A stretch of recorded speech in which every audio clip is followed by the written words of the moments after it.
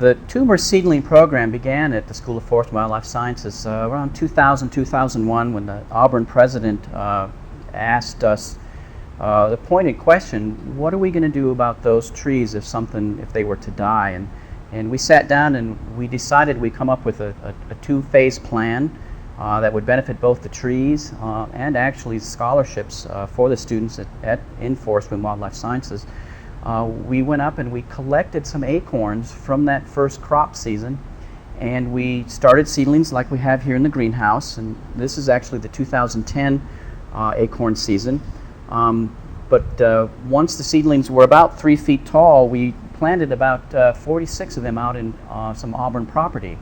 And the goal was that we put those out there and maintain them, and in 20, 30 years when the Toomer's oak trees died naturally, we could go in with a big tree spade and dig it up and come back and replace the trees at the corner with the children of Toomer's Corner.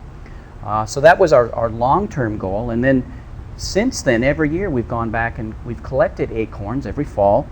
Students start in October and they come in the greenhouse and they sow them, and then they maintain them during the winter and then all spring and then all summer with the idea of getting about a 3-foot seedling, which is then sold to alumni and fans for weddings or birthdays.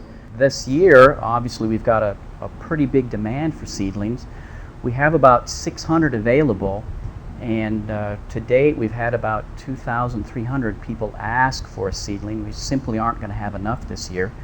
So we've instituted a lottery system that you put your name on the lottery. If you're picked, you get a choice, get a chance at purchasing one of these last seedlings. There is potential for some more seedlings after this year. The trees at Toomer's Corner are not going to die suddenly. There is a possibility that they will produce another crop of acorns this fall, and we're going to be watching that closely. Also, the orchard we set up with the intent of replacing those trees, they are old enough to be making acorns. So we're going to be out there looking at those trees as well for acorns.